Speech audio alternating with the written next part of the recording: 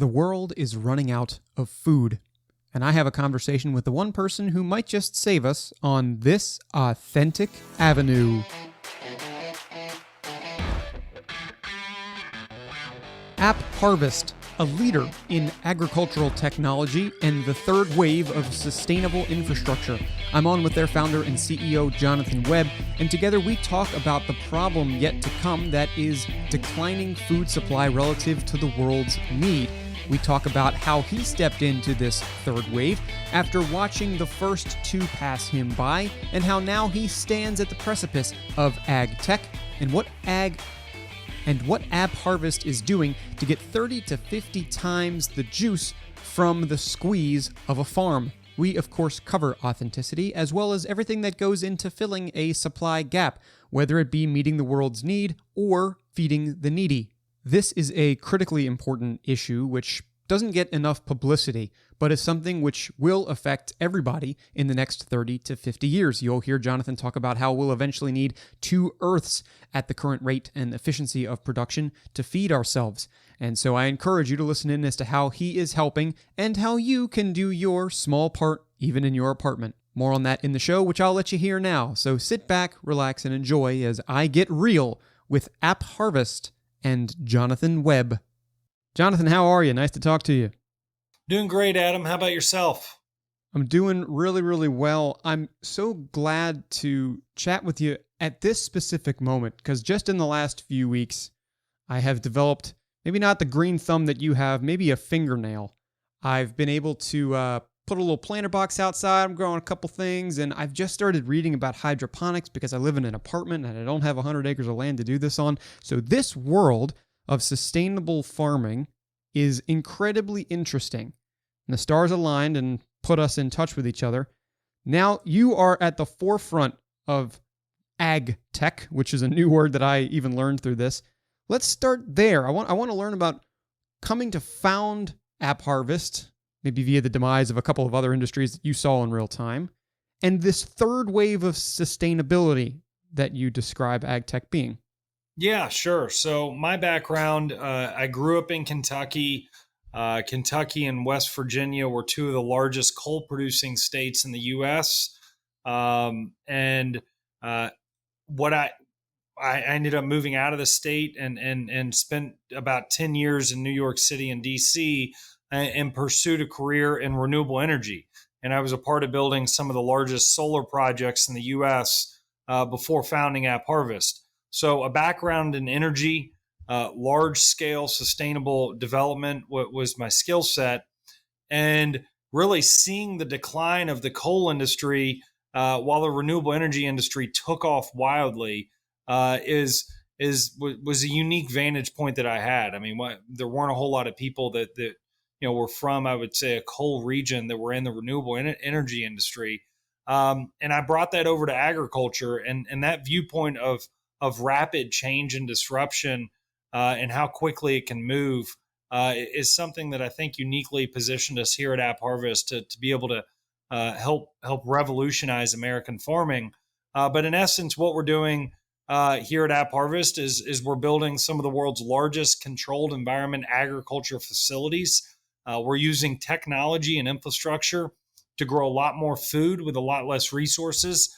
And an example of this is our flagship facility in Morehead, Kentucky, nearly 60 acres under roof, where we're growing tomatoes with 90% less water than open field agriculture, getting about 30 times yield per acre, and we're not using the harsh chemical pesticides. So using technology to grow a lot more food with a lot less resources. And I'll say you mentioned that third wave of sustainable infrastructure. We believe 10 years ago was renewable energy. 20 years ago was renewable energy. 10 years ago was electric vehicles. And Tesla went public that really helped move the needle there. And then now it's controlled environment agriculture, using technology to grow more food with less resources. It's amazing that just now I feel like solar and EVs having a moment. And that's just the second wave, as you described, which means you are really on the front edge. And hey, it doesn't hurt that you're able to do way, way more with less in terms of space. Obviously, as you grow in space, that means that you'll become a very, very large producer. But I'm curious, as somebody who has, brought this third wave about in a state and an area which has mostly been upheld by, let's say, those earlier forms of energy. It must be a unique journey, now producing something almost too good to be true. But I guess tech does that in all walks of life. And it tackles a problem which is soon to be, but perhaps we're not all seeing it, or perhaps it isn't publicized as much as it should be, and that's food supply. When you started this, you saw that as a problem, and you told me earlier that maybe 0.1% of people believed you, and some thought you were crazy, but what's common about the folks who joined along with you that saw this as a problem as you did so early on? Yeah, it's really hard for us as humans to be long-term thinkers. I mean, I think just innately the way we're wired is survival, and most of that is just day to day, and we're really living in the moment. But we as a world really need to be looking 10, 20, 30 years out, and making sure we're planning on the horizon. And part of that, you look at food supply globally. The UN, United Nations, has predicted we need 50 to 70% more food by 2050. In order to get 70% more food, we would need 2 planet Earths to have enough land and water the way we currently grow food in order to feed that population by 2050. This is in less than 30 years. I mean, we're not talking about 300 years from now or 100 years from now. We're talking in less than 30 years. The United Nations has said to get to over 9 billion people in a rising middle class, we would need 70% more food, in essence, 2 planet Earths to grow that food. So that's the problem. And the solution is using technology to grow far more food with far less resources. And again, in controlled environment agriculture, we can solve that problem. And it's going to take the private sector leading. It's going to take consumers, voting with their dollar at the grocery store. Regulators, as they do, will get involved over time. And what is a fairly boutique industry today has got to be a large industry player in the next 10 to 15 years if we're gonna meet the targets we need to meet over the next 30. It seems that quite literally for all our sake, we need these, as you say, boutique worlds now to be invested in with the same vigor as, let's say, interplanetary travel is being teased right now. I don't think in 30 to 50 years' time we'll have that second planet Earth as much as people would like to fly elsewhere. So we need to do something about it right now, and you are providing the tech to help us get there with what we've got. Now, let me ask you something real quick, because producing a lot more I should say good for you food. And the reason I say that is because it grows out of the ground without the pesticides that you said. How does that mesh with like the big CPG providers that would prefer people just to eat a bunch more like corn products and byproducts? I mean, have you run into that as a barrier to the sort of investment? And granted, they've probably got lobbyists all over the government, things like that. Because I'm wondering that it could be a really interesting foil to their business model, but at the same time, they might also need you for more of their own supply. So could you help break that down for me? Yeah, I mean, with every business in 2021, it's innovate or die. I mean, there's no question. Sears being the largest retailer in the world and virtually non-existent today is an example of how quickly things shift. And you look at the food companies today, and don't need to name names, that are putting products onto American plates that are frankly poisoning the American people and hard on the planet. High fructose corn syrup, high sugary food, harsh chemicals on the food, harsh chemicals in the food, highly processed. This is very reminiscent of an industry in the 1970s that we called the tobacco industry. And how did that play out? So, right.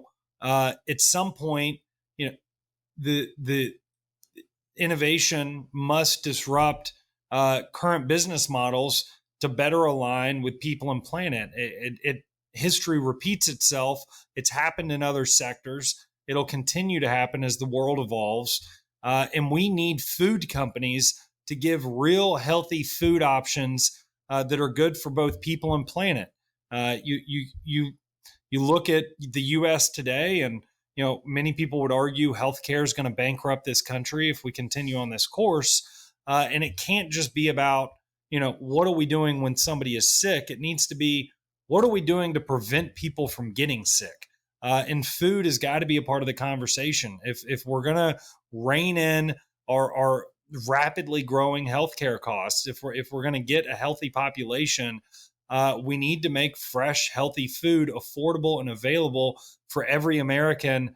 And obviously, the big food companies that stock our shelves have a key role to play. And my argument to this would be, it doesn't mean they have to go out of business. It doesn't mean it's doom and gloom and it's a fast track to bankruptcy. But what it does mean is they need to be a part of the solution, and we need to work together to get good, healthy food options on the store shelves.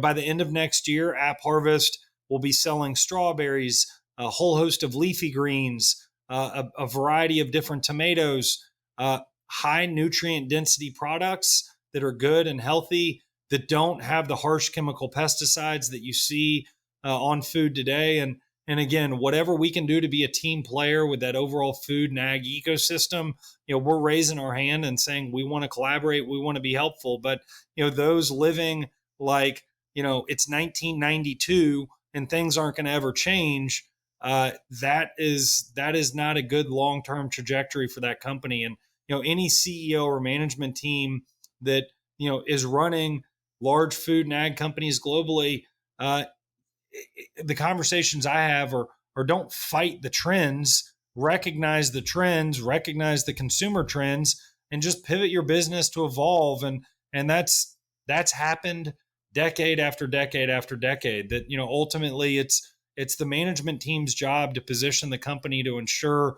that it's not just successful today, but it's relevant and successful 10 to 20 years from now.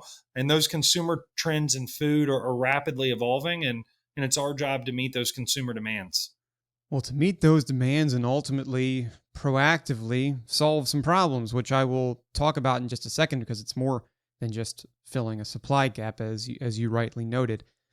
Let me ask you this, because I always am looking for everyone's unique definition to the A word, and the A word that I pursue here is authenticity. You've talked about a couple things just in that last answer, which may cater well to it, which is why I'm doing it next.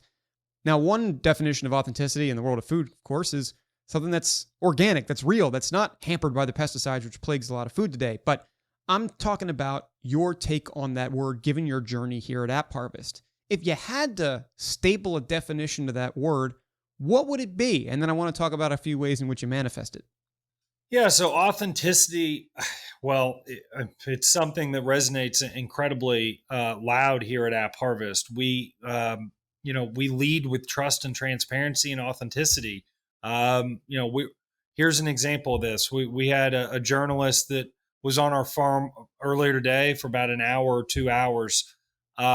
You look at gag laws in the U.S., and many large agriculture facilities won't let journalists on their farms. They won't let journalists inside their operating facilities. We've challenged that completely. If you look at a lot of my interviews, they're held directly inside of our facility.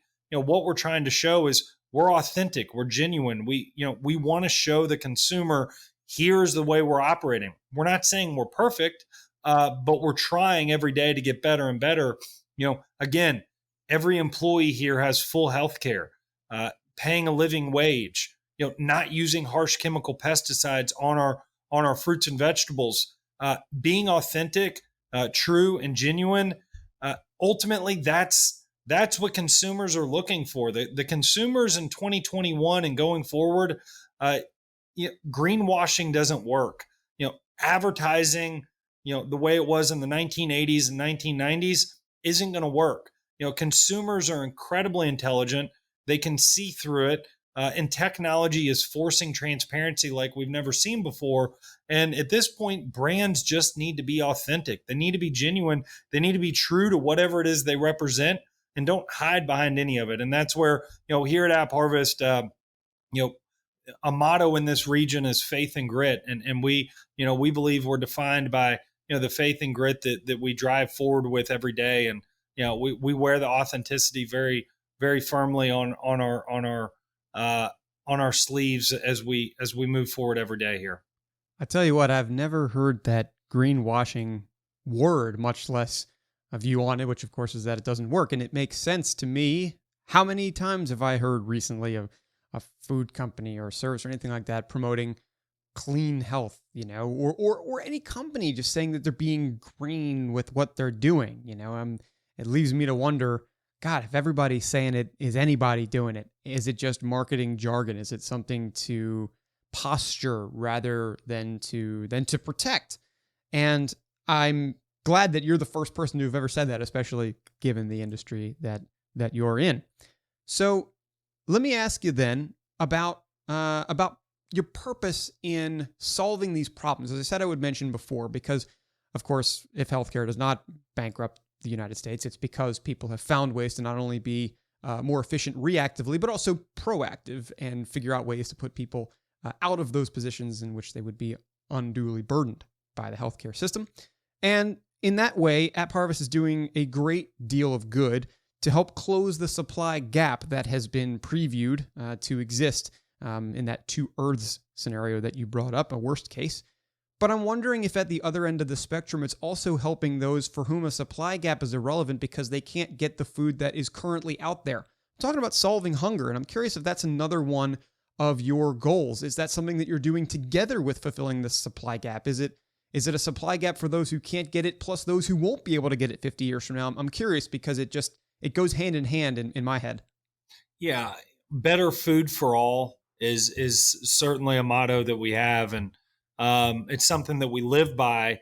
And actions speak louder than words. Part of that is our first shipment of our first harvest was earlier this year in January, and the first thing we did was drive up the road to a food bank and donate our first tomatoes to the local food bank in Central Appalachia, and that to us was not only proof to our team, but also our supporters and stakeholders to show people, yes, we're eager to get our tomatoes out to market, and now we're selling to Kroger, Costco, Wendy's, but we were most excited about being able to donate our first harvest to people in need. And it's something that we have to work on. We as a country, we're the largest economy in the world.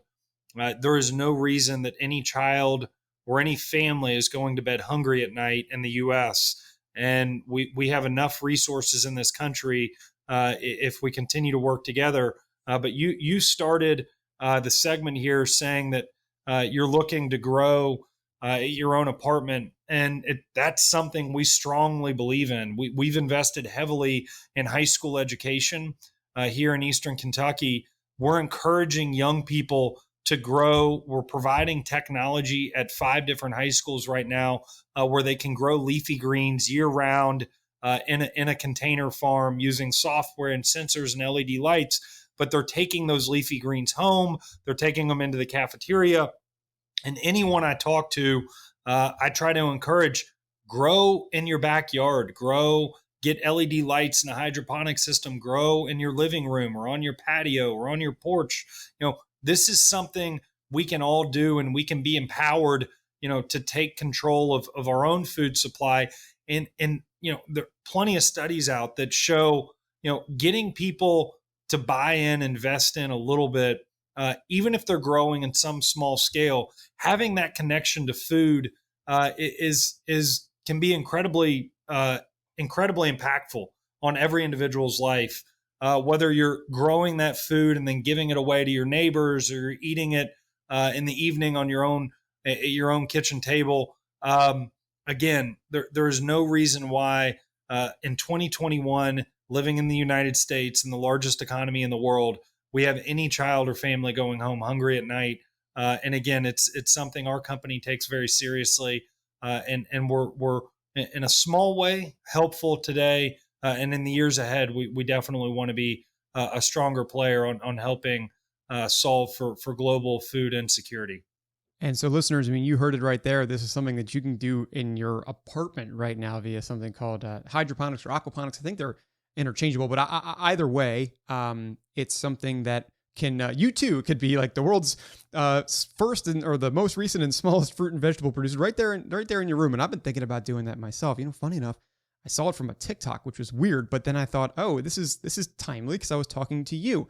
And it's good because from me, the potential smallest producer out there, to you, whose goal is to be the number one fruit and vegetable producer in the entire world, is the current struggle for home buyers to find and build new property reflected in the AgTech world? Is that a bottleneck for you as well? Because there's plenty of land out there, probably less fertile land to be on. And after all, you need to then get that land and then develop it.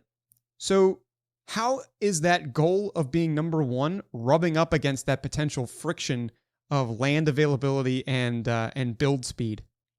We have a lot of land in Central Appalachia, and I invite everyone on the coast to come move into the region and, buy a house, a home, a cabin. But unfortunately, we don't have that same problem here that you're seeing in many of the metropolitan areas where we don't have the massive housing boom in Central Appalachia that you see in a New York City or in Austin or other places around the country right now. So we do have a lot of available land. But more importantly, in Central Appalachia, we have record amounts of rainfall. And if you look at what a fruit and vegetable is, 95% of a fruit and vegetable is water. What we're doing here is building facilities, collecting that rainwater, packaging up that rainwater into a fruit and vegetable, and then shipping it out to major markets. So yes, we have land and we have plenty for the foreseeable future to be able to build facilities. But maybe, and most importantly, we have record amounts of rainfall. One other thing I would throw out is the Netherlands is the second largest exporter globally of agriculture products. The Netherlands is a third the size of Kentucky in landmass. So the country only behind the U.S., the U.S. leading, the Netherlands, second largest global exporter of food, is a third the size of Kentucky. Why? Because they're using a lot of technology to grow a lot more food with a lot less resources. So there is a country that's already figured this out. What we're doing here at AppHarvest is trying to be at the cutting edge of what's possible. But we're looking to our European partners and specifically the Netherlands, who's already grown a lot more food with a lot less resources, which means we don't need as much land to build and operate our facilities. And one example of this, I would say, is our 60-acre facility in Morehead, Kentucky, can do the equivalent of almost 2,000 acres of open field production in California or Mexico. That doesn't include the 40% food waste that we have in the U.S. So it's really, we on a 60-acre farm in Morehead, Kentucky, can do about the equivalent of 3,000 acres of production in California or Mexico. Sound like they need your infrastructure out there, really. And I'm glad that you could do, that is just a striking number about what you're able to do. And hey, when it comes to having that land and expanding what you do have there in Kentucky, it's worth noting that to listeners today, the day this is launching, Monday, the 21st, 2 new groundbreakings will be happening in Kentucky. AppHarvest will be growing their footprint right there. So, Jonathan, I've really appreciated your expertise here so far, and I'd love to close with a question I ask everybody, which is around advice. You have built this company from the ground up after foreseeing this third wave of sustainable infrastructure, watching the first two pass, seeing legacy industries die before you, and now are hoping to solve problems which are bigger than any individual, any country, anybody at all. Along the way, you have built this authentic journey, authentic story, and position on the word, which I now turn as a question to our listeners on behalf of you. What advice can you give to our listeners as to how to find their own personal truth or their version of authenticity? Well, I come from a pretty humble background, typical average American life, growing up in middle America. Parents have high school degrees. And I went to public schools and went to our public university, the University of Kentucky. My journey over the last few years, taking AppHarvest public on the NASDAQ, we raised nearly $500 million this year. Would have never thought this journey would remotely possible. The world needs authenticity. and don't run from your past to try to redefine yourself into what you think the world wants to see. Whether it's investors, whether it's consumers, whether it's regulators, in a post-COVID world, we need companies that are aligning with people, aligning with the planet, creating solutions that are better for everyone.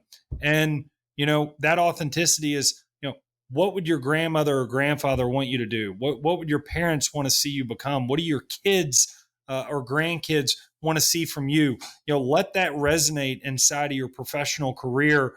Our world desperately needs more authenticity. It needs more vulnerability, more CEOs, more management teams that are willing to wear their heart out front every day. I can tell you it's exhausting. It's a roller coaster. In order to be fully engaged all day, every day, with your entry-level employee, all the way up to your board members and consumers and regulators, it's hard to be authentic all the time, every day. But our world needs more authentic leaders. And to anyone listening and thinking, should I push the needle? Yes, you should. Life is short. This life we've seen in the middle of COVID is incredibly fragile. And what we need now more than ever in the private sector is more people that are willing to have principles, have values, be authentic, and stand firm on those principles and values. And if anyone questions, is it worthwhile in the long run, you can look at the AppHarvest story and see it's one small example of what's possible. I will say, and anyone leaning into that direction, we're a public benefit corporation and we're a B Corp. If you don't know what that is, look it up and try desperately to position your company to be both of those. Our world needs more public benefit corporations and more B Corps, and those are byproducts of ultimately leading an authentic organization. So, thank you for having me. The discussion here, I believe, is important, and I hope to some of your listeners they'll find it valuable in some way. I think they certainly will, and on behalf of them, and I guess previewing 30 to 50 years out on behalf of all the humans out there, thanks for doing what you're doing. I hope you continue to lean into authenticity, pushing that needle, as you said, and I appreciate the half hour you've given me here. Thanks, Adam. We're all in this together. Let's continue the conversation and build better businesses. Thank you. For everybody listening to this show, I would encourage you to see how you can, even at the smallest of scales, grow your own food. You can do it right in your apartment. I've been thinking about it again. Hydroponics, aquaponics, anything, if you Google search that, will let you in on this new world. And for introducing us to that new world, Jonathan, thank you very much for joining the show. And thanks to you, the listener, for tuning in. Here's where else you can find me. LinkedIn, Authentic Avenue, and Adam Connor. You can follow both of those. And you can email me, adam@authav.com. If you're getting started on your podcasting journey as a business or a public figure, I can sure help you out. And with that, on to the next one. I'll be back again talking about authenticity real soon. Until that time, I've been Adam Connor saying, until the next time I get real again with you, thanks for taking a walk with me down Authentic Avenue.